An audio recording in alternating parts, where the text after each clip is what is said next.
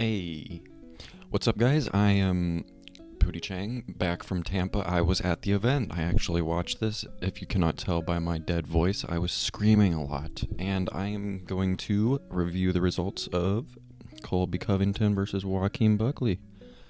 UFC Tampa, the last event of the year, was a banger. I don't know.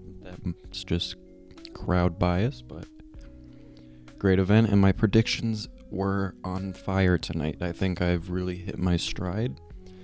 I can officially say, betting advice coming from me. Not actually for legal reasons. That's satirical. If anyone wants to sue me for trying to give betting advice or something, lots of weirdos want to sue people. Don't do that. It makes you a loser and a bitch. But yeah, the results, main event. That was sad. It stopped in round 3 to an eye cut on Colby Covington's eye. It was cut. The lid. Doctor stopped it. Nobody liked that. The crowd, half the people just immediately got up and left after that happened. I sat there because I'm not a filthy casual, and I watched, but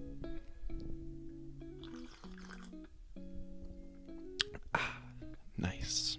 But yeah, not epic, if I do say so myself. The fight was pretty good up until that point. The stoppage kind of put a damper on it. Colby and Joaquin both had pretty sick walkouts. Colby came out with America's least favorite racist, Hulk Hogan. Great song though. I thought it was going to be Chael he came out with, but he switched it up. He came out to the weigh-ins with Chael. And yeah, Buckley was just doing his thing. He looked a lot stronger out there. And I don't know, I think he fits really well into the title picture. Like, it's crazy to see the advancements in his game, especially compared to him at middleweight, getting knocked out by Holland and Chris Curtis, and then going down to 170 and looking so good, where Holland can't really go down to 170 and look that good. But I don't know, that just makes the Holland fight feel really weird. Holland is such a weird fighter. Holland. Brother. But yeah, Buckley's getting real good real quick, and at 170, this dude's got power and a little bit of a weight bully, but who isn't these days? That's kind of the way to get success. And yeah, it was just so good, so cool. He really did beat up on Covington for a lot of that fight. And yeah, crowd dipped after, but he asked the crowd who they wanted to see him fight next. He said some loser nobody cheered for. Who was it? Oh no, he ended with Bilal Muhammad. That and Kamaru Usman. Those two got the biggest pops. He determined Kamaru was the one that got the bigger pop. I forget who the fuck he asked for his. Who's that first dude? Oh, Leon Edwards. No, yeah, nobody wants to see that. Leon Boring Edwards. A little boring geezer took out Usman. The one moment of his career that was cool. But yeah, that was the main event. It was pretty cool. If it didn't end that way, it would have gone down a lot better, I think. But yeah, moving on to the co-main event. Cub Swanson versus Billy Q. By the way, for that main event, I was one round shy of getting a perfect prediction. I said round 4 TKO, it was round 3. But yeah, Swanson versus Billy Q. This one ended in a round 3 TKO as well. But it was actually an out-cold knockout, and that was crazy. I told y'all Swanson was going to do it. My predictions are on fire. I'm the king of this. Believe it. Really do. And yeah, Swanson, he's too good, and even at that age, Billy Q's just not gonna beat him. Billy Q's also that getting up there in age, and he just never was the type to hang with guys at that level. He'll still probably beat up on some unranked guys who aren't really that good. But yeah, Swanson's just another level. I had Swanson by decision, and it almost went to that. But he put him out with the hands, and that was a nasty out cold knockout. Swanson said he might retire. His wife is yapping. Maybe he will, maybe he won't. No disrespect to his wife, by the way. Swanson seems like the type to get all up in arms about disrespect. No disrespect, bro. I'm just saying words. Don't let words hurt your feelings. Be a man. But yeah, moving on. He didn't say it. I guess it was because it was on ESPN. He said, "Oh, I'm not going to say bad words." He didn't say it. But he had a crazy good performance. Manel Cap got the round 3 TKO. I thought it would happen in round 1. But we got a little fun fight instead, which I'm not mad about. I'll never complain about seeing a long Manel Cap fight. And yeah, it ended too. There was a finish, which was great. Kind of the perfect performance from Manel. And I definitely think he's getting something big after this. I love to see it. Manel, he had a really bad year this year. He ended it good, thankfully. He got back on track. Last year he had so much momentum coming in. And then he just misses weight at the start of the year, gets that fight canceled, and then has that stinker with Mikhaev. Awful fight. He got Mikhaev fired from the UFC because of that fight. Because of the stuff they did in the fucking hotel and then nothing in the cage. He got a man fired.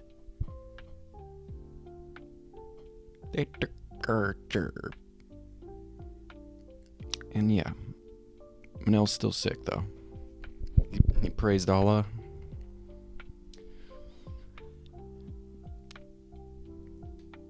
So just if you know the history of Manel Cap, that's very, very interesting. He's clearly switched up his religious views, and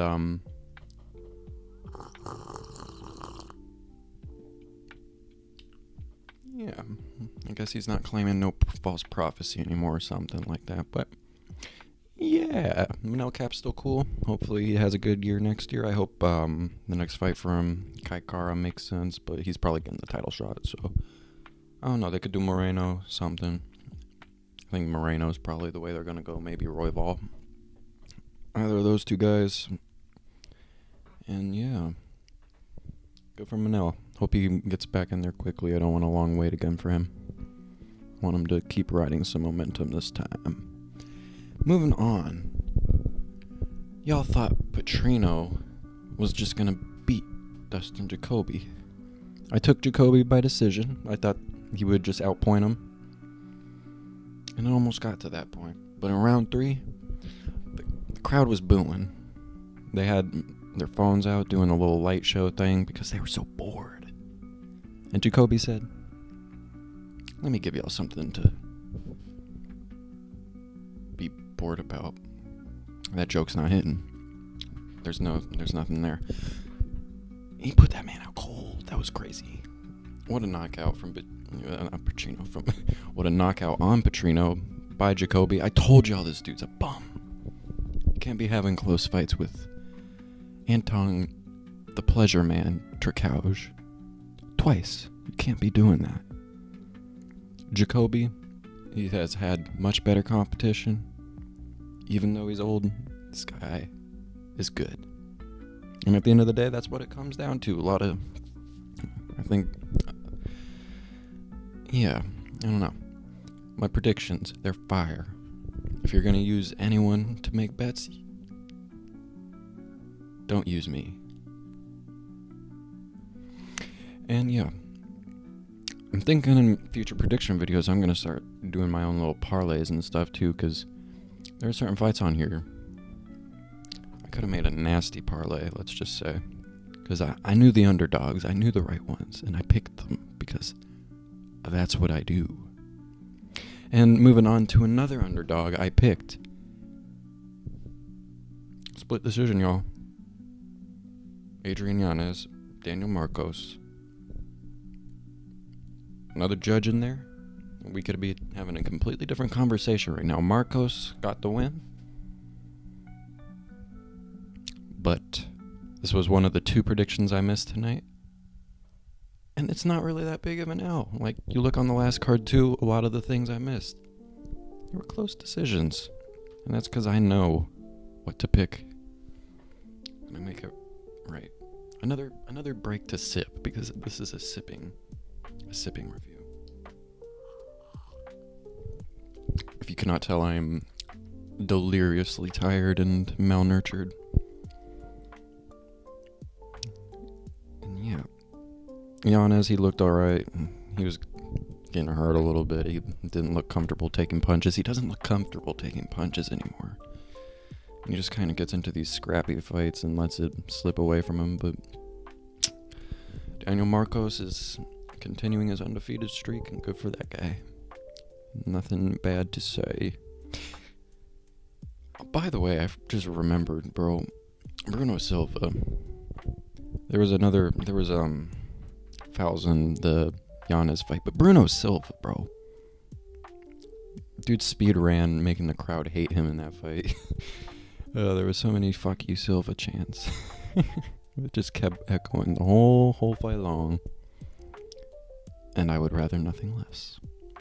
But yeah, Daniel Marcos landed a nasty low blow eye poke combination and cut this part of Yanez with the fingernail, I guess. And it was just, should have been a point taken. Maybe things would have been differently if that point was taken, but refs don't like taking points for fouls, which means if you're a fighter, you need to start incorporating at least 1 or 2 fouls into your game. Pick your favorite one.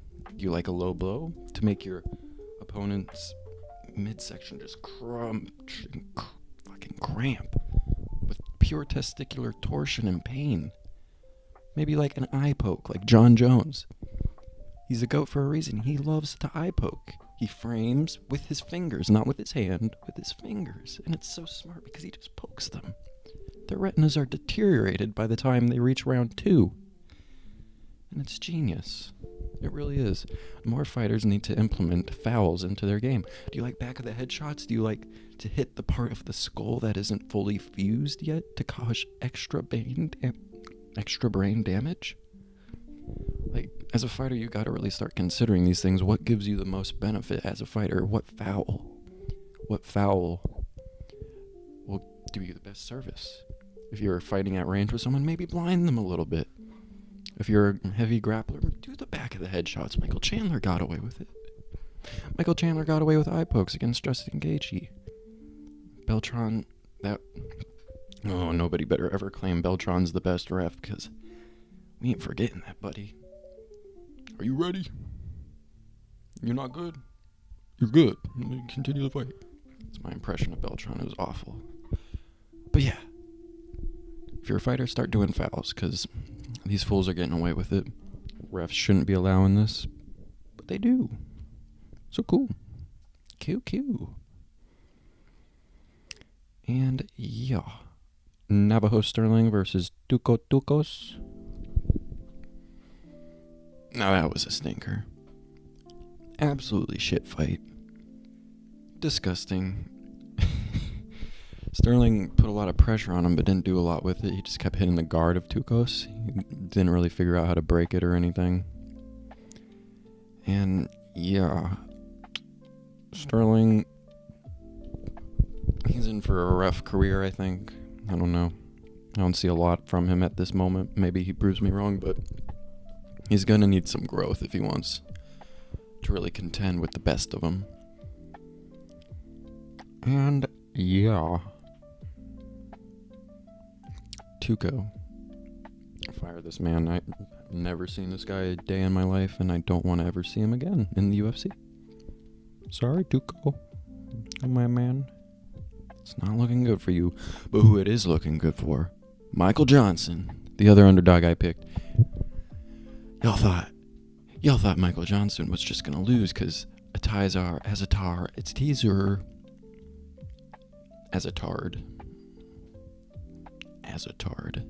You thought Azatard was just a nobody who would beat Johnson because that's how Johnson rolls. But you're wrong. Johnson absolutely slept this man. Lit the crowd on fire. That was crazy. Just out cold, insane. Nasty work from Michael Johnson. That's my boy. And Yeah, Tizar came out to a weird song as well. Just wanted to say that it was like a national anthem or something, but it was not hitting. Johnson also came out to a very off-putting song for him. Did not fit his vibe at all. But moving on, Joel Alvarez, Us. He came out to Us, Our Song, versus Drakkar Klose. Now, sitting there live, I was like, man. Wait, no, I did pick.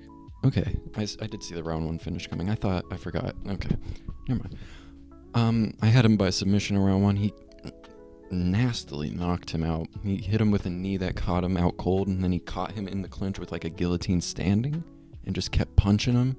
So he made it look like Klose was still alive, still conscious, and he just held him up, punching him a little bit until it was like very apparent he was out cold, and then he just let him fall. That was a rare knockout. Very awesome. If you haven't seen it, I would check it out. And yeah, Joel Alvarez, get this man a ranked opponent at lightweight. I do not like this welterweight talk. Shut up. Get you a ranked lightweight opponent. We have Arman Sarukian's version of him, what he is to Islam Makhachev right now. If Arman's ever champion, Alvarez is the guy we want to see him fight. It's coming up the rankings. And yeah, that was just a nasty finish. Very great stuff. I don't have enough praise I can give because that was one of the coolest I've seen in a while. And as far as like sequences go, like he didn't dead him in like a super impressive way or brutal way, but it was brutal at the same time because it was such a unique finish and a unique knockout. And yeah, it was pretty cool. Moving on, Sean Woodson versus Fernando Padilla, the tall, lanky men at 145. The head movement was not there for either of these dudes. The straight shots were what was really getting off on the feet for both of them, but the difference was Padilla wasn't throwing them as much, nearly at all, and Woodson was. And at the beginning of the fight, Padilla was actually looking really good. He was pressuring hard, and Woodson didn't have a lot of answers. He looked uncomfortable in the face of the pressure, but towards the end of that first round, he just, I don't know, he settled in more. Padilla stopped going forward as much, started backing up, and that's when Woodson was really starting to piece those straight shots together, and that is what caused the finishing sequence. And, 2 seconds left in the round. Woodson puts him out round 1, which was a little unexpected. I thought this one would go to a decision. I'm glad I didn't pick Padilla. I was close to it, but better minds told me, schizophrenia told me not to pick him because I'm blessed when it comes to predictions. Gifted. I smelt there was something fishy about that Padilla feeling I was getting, and I didn't want to sit on it. But what I did want to sit on, prediction I was confident in, Felipe Lima, my boy, and Miles Johns. This fight pretty much went how I expected. I thought there would be a finish in here because Felipe is just that good. But Johns proved he was not an easy man to finish. And yeah, he looked pretty decent. Johns did. These dudes were both swinging, ducking and chucking. And there was a couple cool sequences. A lot of high action. Just not a very script. I don't know. They were both eating shots pretty well, but it didn't really get into that dogfight territory. It just kind of loomed on like a high-pace mixed martial arts sporting competition, which, sometimes is good. Sometimes it's pretty good. I can't go high-pitched right now. My voice is dying. Forgive me. Lord, forgive me. Miranda Maverick versus Jamie Linhorth was a boring fight. Who would have guessed? But Maverick's cute, so we're cool with it. Maverick got the decision. Surprise, surprise. And Jamie Linhorth is Canadian. And that says everything that needs to be said. Now, I got retribution. Because I've been a victim of some robbery decisions with my predictions. I predicted Volkov to beat Gon. I predicted Luque to beat Garimbo. The difference is Luque finished and Volkov got robbed. Now Davy Grant might not have won this fight. Round 2 pretty clearly went to Tavares. A judge kinda gave Davy Grant round 2. Weird. But round 3 and round 1, they were close. So there's a case to be made for Davy Grant. I just don't like that a judge gave him round 2.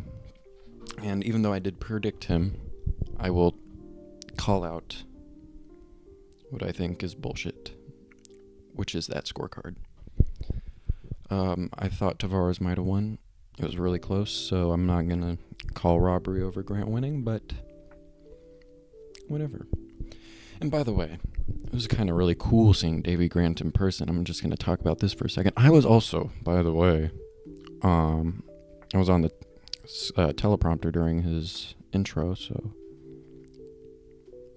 any cool people find that, you'll see me during Davy Grant's intro with Bruffer.